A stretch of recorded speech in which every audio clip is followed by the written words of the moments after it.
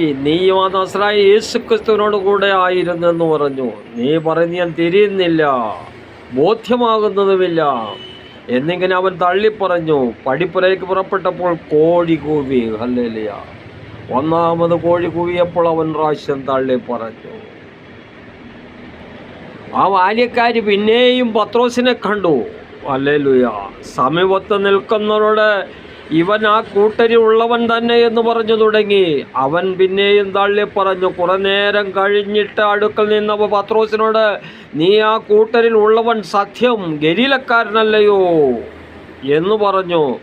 നിങ്ങൾ പറയുന്ന മനുഷ്യനെ ഞാൻ അറിയുന്നില്ല എന്നവൻ ശപിക്കുവാനും ആണയിടുവാനും തുടങ്ങി. ഉടനെ കോഴി 2 പ്രാവശ്യം കൂകി. കോഴി 2 വട്ടം കൂകും മുമ്പേ 3 വട്ടം നീ തള്ളിപ്പറയുമെന്ന് യേശു പറഞ്ഞ വാക്ക് പത്രോസ് ഓർത്തു. അതിനെക്കുറിച്ച് വിചാരിച്ച് കരഞ്ഞു. ഹല്ലേലൂയ. പത്രോസ് കോഴി കൂവിയപ്പോൾ നാണം കെട്ടുപോയി. ദൈവത്തിൻ്റെ വാക്കനുസരിക്കാത്തവനെല്ലാവരും ജീവജാലങ്ങളുടെ മുമ്പിൽ നാണം കെട്ടുപോകുമെന്ന് ഇതിൽ നിന്ന് നമ്മെ പഠിപ്പിക്കുകയാണ്. പത്രോസ് നാണം കെട്ടുപോയി. അവൻ നിലവിളിച്ചു, അവൻ വിചാരപ്പെട്ടു, അവൻ സങ്കടപ്പെട്ടു, അവൻ നിലവിളിച്ചു കരഞ്ഞു, അവൻ ശപിക്കുവാൻ തുടങ്ങി, അവൻ ആണയിടുവാൻ തുടങ്ങി, കള്ളസത്യം പറയുവാൻ തുടങ്ങി.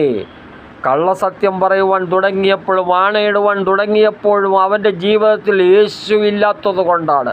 യേശു ഇല്ലാതെ വന്നു കഴിഞ്ഞപ്പോൾ ഒരു കോഴിയുടെ മുമ്പിൽ നാണം കെട്ടുപോയ മനുഷ്യനാണ് പത്രോസെങ്കിൽ, ആ പത്രോസ് യേശുവിൽ വിശ്വസിച്ച് കഴിഞ്ഞപ്പോൾ, യേശുവിനെ വീണ്ടും സ്വീകരിച്ചു കഴിഞ്ഞപ്പോൾ, മരണത്തിനപ്പുറം ജീവിതമുണ്ടെന്ന് വിശ്വസിച്ച് കഴിഞ്ഞപ്പോൾ, യേശു അവനെ അനുഗ്രഹിച്ചു കഴിഞ്ഞപ്പോൾ, സഭയുടെ ഒന്നാമത്തെ പാത്രിക്കസാകുവാൻ പത്രോസിന് കഴിഞ്ഞു.